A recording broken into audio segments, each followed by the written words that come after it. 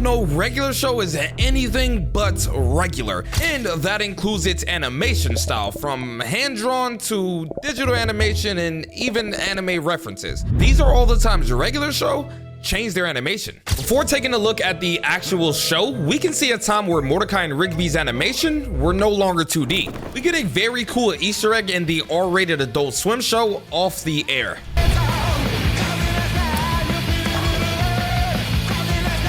If we take a much closer look at them, they have a very abstract, psychedelic, and distorted design that's not like their normal 2D solid line animation. They're made out of what looks like clay, and their color patterns are very off, with Mordecai's coloring being inverted, his feathers are gray, and his body is blue. While Rigby, I mean, they absolutely just made him ugly. A yellow body design, a blue accent, and just wacky eyes. Even though regular show is anything but normal, they're seen holding what looks like two blunts filled with weed. A different take on the duo's design outside of the normal show, but to truly understand how much they've changed, we need to take a look at the beginning. Before regular show ever saw the light of day, the original idea for the style of the show was conceptualized in a 7-minute long student short film created by J.G. Quintel titled 2 in the AM PM. Dude, want some candy? Nah. No thanks. The short was a hand-drawn animation style featuring two workers working the graveyard shift at what looks like a gas station. One of the workers resembled the creator JG and sounded exactly like Mordecai. Well, because it was Mordecai, while the other sounds a little like Benson because it was. In the short, the two workers end up taking edibles, basically candy with weed in them, and they start having a high trip. Here we get our very first look at what would be the idea for Mordecai and Benson. This is too weird. Yeah, this is getting a little weird for my tastes.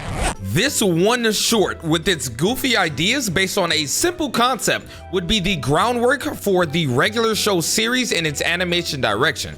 The animation was a two-dimensional and traditional look that was hand-drawn in what looks like a number 2 pencil art style.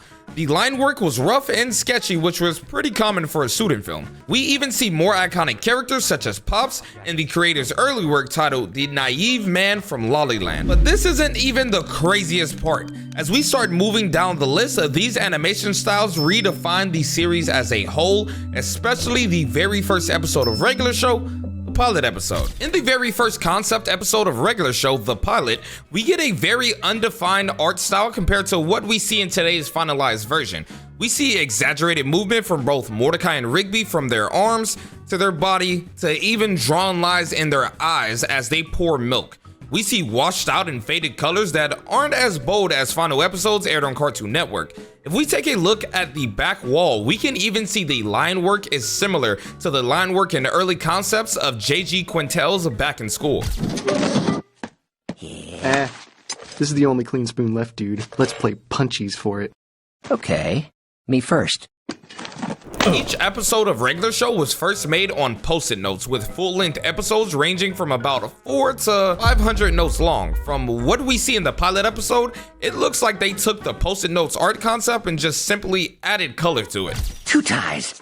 You don't know what I'm throwing next, baby. I already know what you're gonna throw before you even throw it, baby. That's not even possible, baby! Even the outside world, specifically the park, doesn't feel like the regular show we're used to. The environment feels more like a backdrop rather than the interactive world, what we're used to, like in the episode Death Punchies.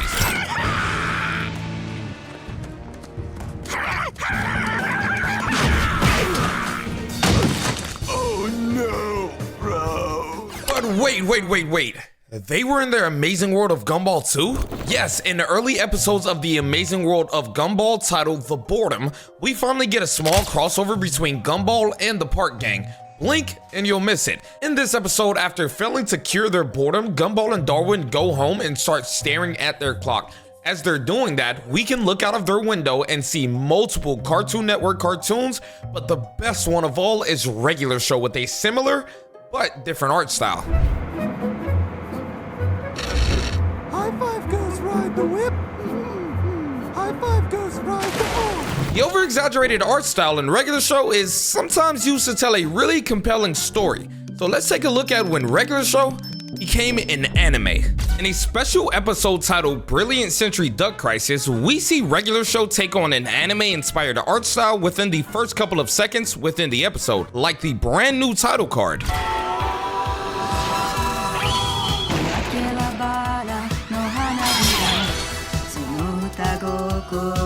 And a brand new intro.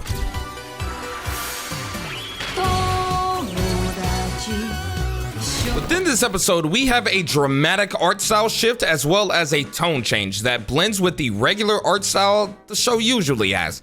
We get a rematch with the baby ducks versus the double-wattled cassowary, basically a robotic bird. Regular Show usually has average lighting, with daytime being normal, even lighting everywhere, and nighttime being dimly lit but not too dark.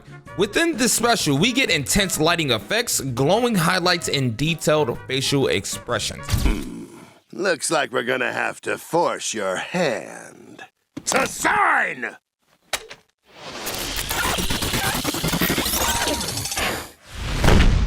Instantly, we can tell that all of the characters have softer shading, tones, and even sparkly eyes like an anime to express their emotions. As I stated in the pilot episode, Regular Show usually has a background that feels like the environment has a soul. With the switch up in this episode, it feels even more alive than ever, with dramatic backdrops like flowing cherry blossoms, glowing skies, storm clouds while raining.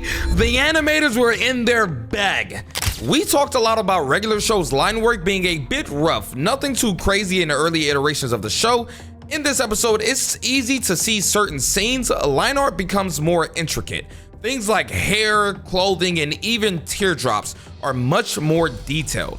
The colors are so much more vibrant, and overall, this episode showed Regular Show animators can be locked in if need be. Just take a look at the ending credits.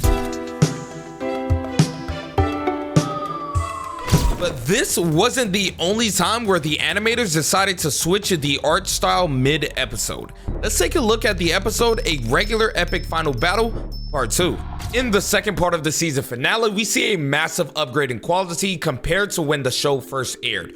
Mordecai, Rigby, and the rest of the park crew prepare for the ultimate battle against Antipops for the fate of the universe. But there's one scene specifically that sticks out. During the battle with his brother, Antipop sends Pops into what seems to be another universe. But not just any universe, he sends him back to the very first concept short where Pops was first created. The one I mentioned earlier, titled The Naive Man from Lollyland, except it's in much higher quality while still keeping the rough hand-drawn lines and black and white colors as if it were drawn on a sheet of paper. A very nice Easter egg for die-hard Regular Show fans such as you and I. And this isn't even the only animation shift we get within this episode, but I wanted to save the best for last. Before we see Pops get sent into another dimension, Mordecai and Rigby noticed while Pops and Antipops were fighting that the prophecy foretold by the Lollyland residents was about to come true. If the two brothers clash head on, they will reset the universe again. So in an act of bravery, Rigby and Mordecai send their ship straight into the battle and wedge themselves in between the fists of both brothers. Now, although the act was very selfless and noble, it did absolutely nothing against these two massive titans, and the universe gets reset anyway, and instead of cutting to black, we cut to the very first title card ever seen in Regular Show Seasons 1, Episode 1, The Power. We go back to the very first time we saw Mordecai and Rigby in the series doing the exact same thing, but what's mainly noticeable is how we shift from the new art style to the original from the first episode. Exaggerated movement, wider eyes, washed out colors, and the line work are all completely different from the final episode and exactly like the original.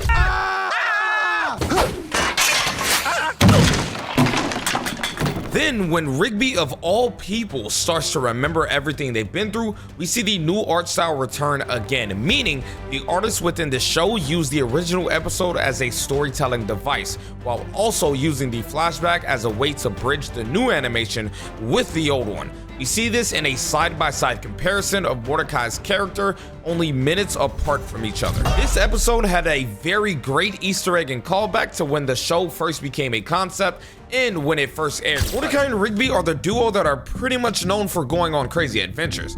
Well, them and Finn and Jake. Let's take a look at when Mordecai Enter Adventure Time. Another small cameo, but a massive art style shift from what we're used to. We see Mordecai as an actual full-on blue jay bird that flies over Finn and starts yelling in his iconic Mordecai voice.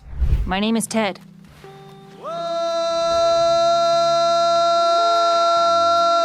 A big blue jay was making noise nearby.